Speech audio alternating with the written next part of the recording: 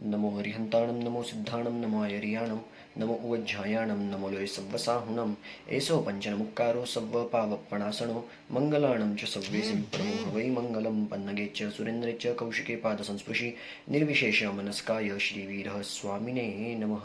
अज्ञानतिमिरान्धानं ज्ञानाञ्जनः शलाकया नेत्रम् उन्मीलितं येन तस्मै श्रीगुरवे नमः। तस्मै श्रीगुरवे नमः। सभी को प्रणाम। सबसे पहले तो आप सभी की खूब खूब अनुमोदना कि लॉकडाउन के समय में भी आप सभी हमारे साथ इस क्विज के माध्यम से अपने ज्ञान की वृद्धि और उसकी परीक्षा में आप सभी हमसे जुड़े हो। हमारा ये जो लॉकडाउन 3 क्विज है वह सूत्र और उसके भावार्थ से जुड़ा है। सूत्र हमारे सारी क्रियाओं का एक अविभाज्य अंश है जिसके बिना हमारी कोई भी क्रिया अधूरी है, और सूत्र के अर्थ के चिंतन के बिना की गई हमारी क्रिया वह भी अधूरी है। इसलिए हम सभी इन सूत्रों के अर्थ को कितना जानते हैं और अर्थ के साथ साथ उनके भावार्थ और उनसे जुड़ी हुई बातों को कितना जानते हैं उसका एक परीक्षण करें और उसमें हमारे ज्ञान की वृद्धि हो। इसी हेतु से ये लॉकडाउन क्विज 3 की शुरुआत श्री ज्ञान संस्कार वाटिका पुणे परिवार द्वारा की गई है। आप सभी का इस क्विज के अंदर बहुत बहुत स्वागत है और खूब खूब अनुमोदना है कि इस क्विज के अंदर आप सभी जुड़े।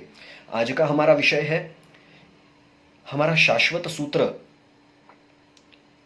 श्री नमस्कार महामंत्र, नवकार मंत्र, या जिसे पंचमंगल महाश्रुत स्कंध भी कहा जाता है, यानी या जिसे पंच परमेष्टि नमस्कार सूत्र भी कहा जाता है। ऐसे इस महान शाश्वत सूत्र के अर्थ भावार्थ साथ साथ में ही दूसरा सूत्र जो है पंचेंद्रिय सूत्र, गुरु स्थापना सूत्र और क्षमा समण सूत्र या थोभ वंदन सूत्र, इन तीनों सूत्र के अर्थ आज हम देखेंगे। तो शुरुआत करते हैं श्री पंचमंगल महाश्रुत स्कंद या पंच परमेष्टि नमस्कार मंत्र के अर्थ के साथ। नमो अरिहंताणम, नमो सिद्धाणम, नमो आयर्याणम, नमो उवज्झायाणम, नमो लोये सव्वसाहुणम।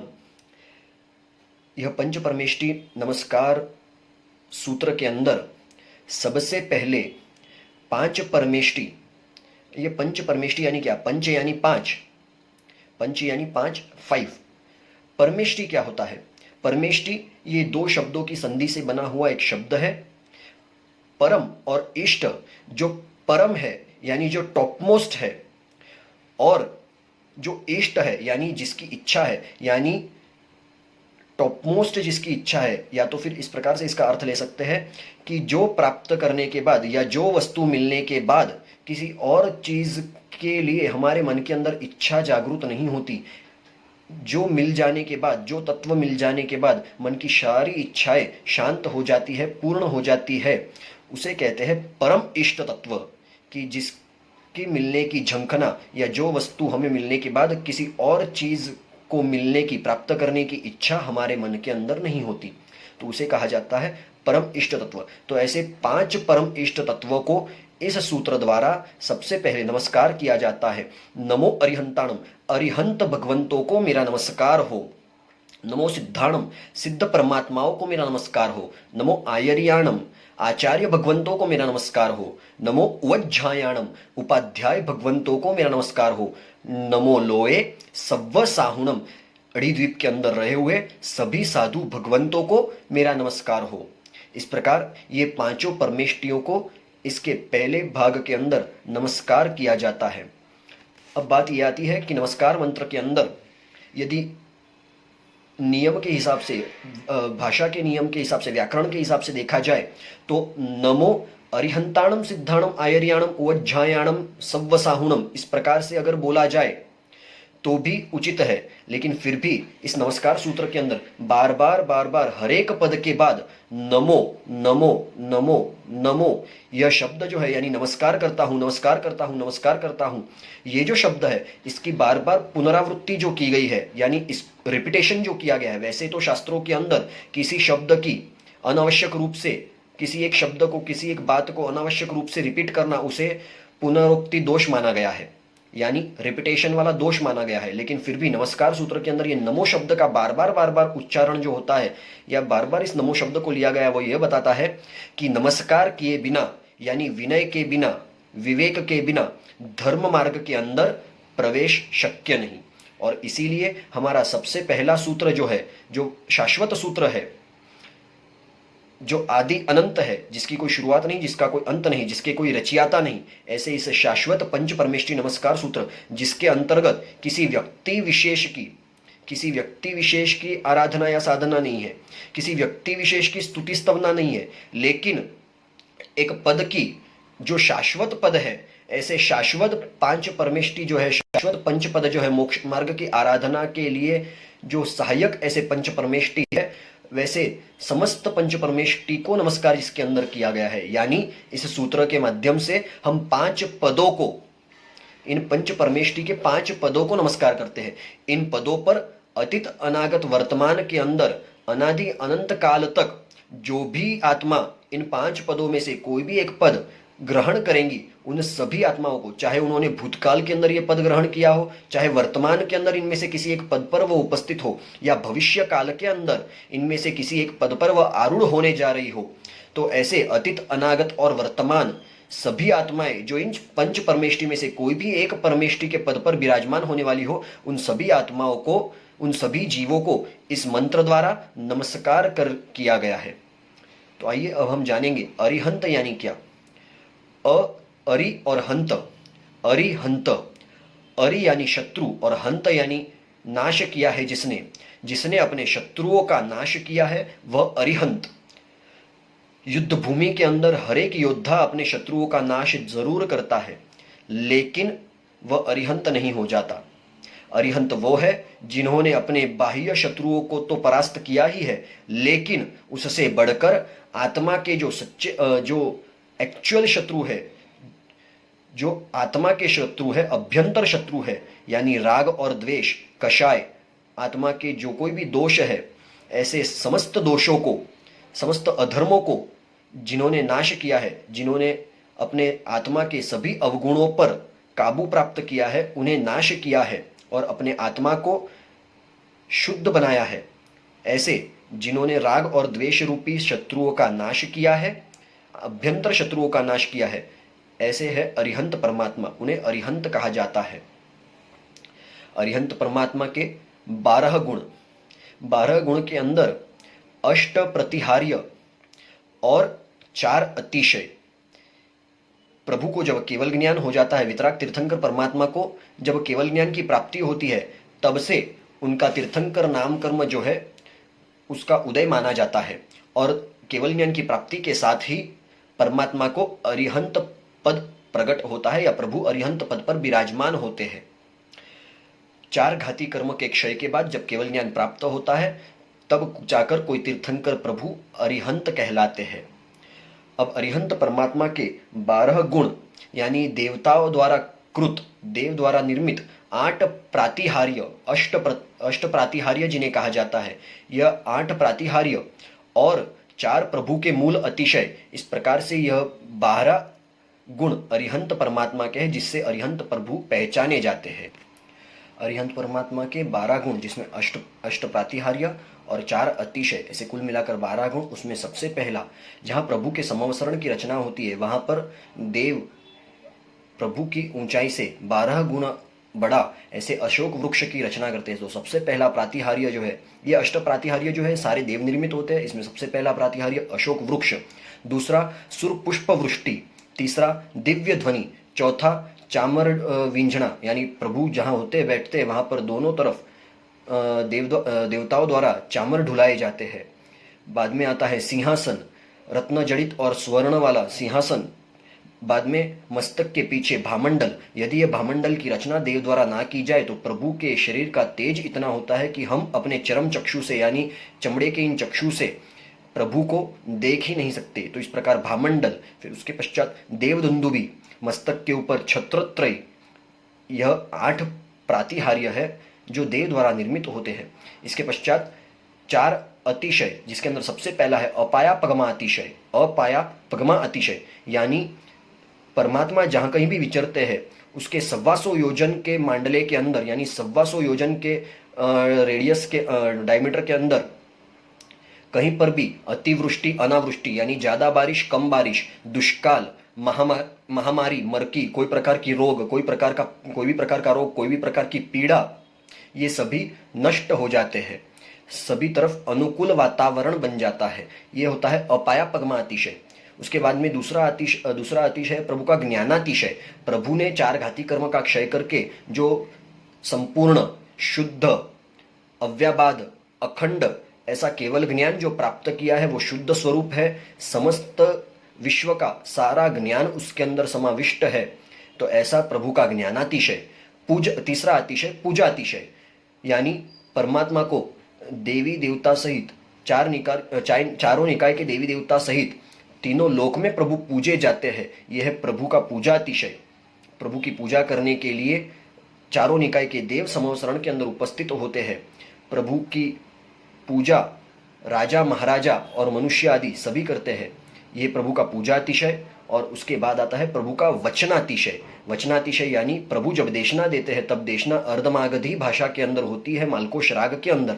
लेकिन समवसरण के अंदर उपस्थित हुए सभी मनुष्य, सभी तिर्यंच आदि भी हर कोई अपनी अपनी भाषा के अंदर प्रभु की देशना सुन सके, उनको अपनी अपनी भाषा के अंदर अपने हिसाब से वह ज्ञान प्राप्त हो, बोध प्राप्त हो, ऐसा प्रभु का वचनातिशय होता है। इस प्रकार अरिहंत परमात्मा देव द्वारा निर्मित 8 प्रातिहार्य से युक्त और 4 अतिशयों से युक्त ऐसे 12 गुणों के स्वामी अरिहंत प्रभु होते हैं। दूसरा पद आता है सिद्ध पद, यानी जिन्होंने अपनी साधना पूर्ण करके सिद्धि को प्राप्त किया है, यानी मोक्ष को प्राप्त किया है, अपने अंतिम लक्ष्य को प्राप्त किया है, ऐसे सिद्ध भगवंत। सिद्ध परमात्मा के 8 गुण, आत्मा पर 8 कर्मों ने घेराव डालकर उसे संसार के अंदर अनादि अनंत काल से परिभ्रमण करवाया है।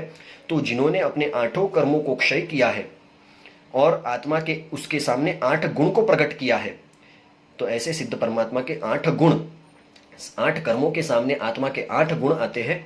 सबसे पहला कर्म है ज्ञानावरणीय कर्म, जिसके सामने आत्मा का गुण है अनंत ज्ञान। दूसरा कर्म है दर्शनावरणीय कर्म, आत्मा का गुण है अनंत दर्शन।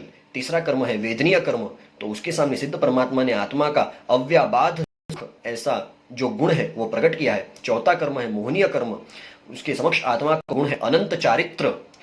पांचवा कर्म है आयुष्य कर्म, जिसके सामने आत्मा का गुण है अक्षय स्थिति। छठा कर्म है नाम कर्म, जो हमारे शरीर की रचना आदि जिस कर्म के उदय से होती है, तो आत्मा का कोई रूप नहीं है, कोई शरीर नहीं है, तो यह नाम कर्म का नाश करके भी आत्मा का जो शुद्ध गुण है अरूपीपणा, उसको प्रकट किया है। सातवां गुण है गोत्र कर्म। आत्मा का कोई गोत्र नहीं होता, किसी की आत्मा उच्च या किसी की आत्मा नीच ऐसी नहीं होती, सभी आत्माएं एक समान होती है। तो यह गोत्र कर्म का क्षय करके आत्मा का जो गुण है अगुरु लघु, उसे सिद्ध परमात्मा ने प्रकट किया है। और अंत में 8वां कर्म है अंतराय कर्म। 8वां कर्म है अंतराय कर्म।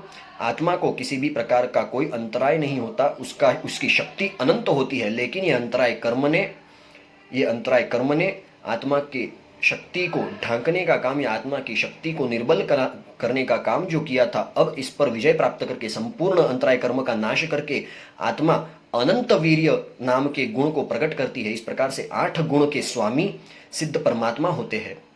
अगला पद है आचार्य पद, यानी अरिहंत परमात्मा की अनुपस्थिति में शासन की धुरा संभालने वाले, राजा समान, पंचाचार के जानकार, पंचाचार खुद पालने वाले और लोगों को उसको पालन करने की प्रेरणा करने वाले, जो कभी भी उत्सूत्र नहीं भागते, यानी सूत्र यानी परमात्मा के जो वचन है उसको एज इट इज जो लोगों को प्ररूपणा करते हैं, बताते हैं, ऐसे आचार्य भगवंत के गुण है 36।